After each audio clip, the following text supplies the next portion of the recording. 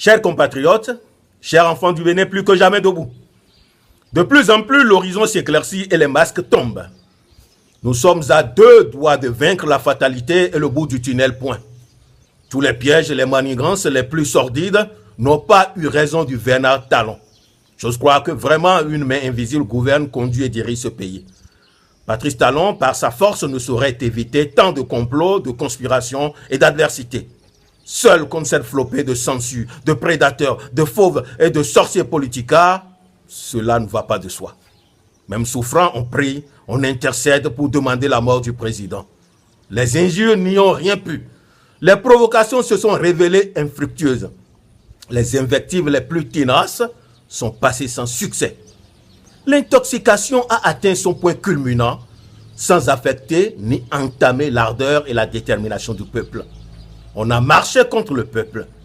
Les meetings ont succédé aux meetings. Les médias mis à contribution ont rivalisé d'inventions, de créativité en mensonges et fictions cousues de toutes pièces. Chaque ministre du gouvernement a connu son épisode de nuisance, de vitriol savamment orchestré. Les préfets n'en sont guère épargnés. La défiance à la police et les diverses provocations se sont perpétrées dans le but de voir l'autorité réprimée, frapper et faire sombrer le pays dans la violence.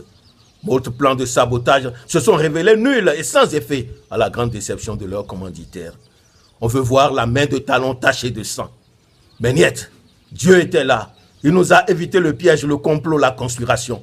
Ailleurs, il se passe autant avant que tout ne dégénère. Le Bénin traîne des tares et on ne peut gagner le pari du développement sans oser se libérer des pesanteurs du copinage, des combines et autres manigances qui nous accablent et nous aliènent. Des lascars insoupçonnés sont tapis dans l'ombre et tirent les ficelles de la honte. L'argent circule et les enchères caracolent vers un pic jamais égalé dans le vil dessein de nuire à un seul homme. De quel sable sommes-nous faits pour être si méchants, redoutables et pervers? Pourquoi sommes-nous si réfractaires à l'intérêt commun? Devons-nous toujours nous coaliser en légion de malfaisance pour saboter le devenir de ce pays?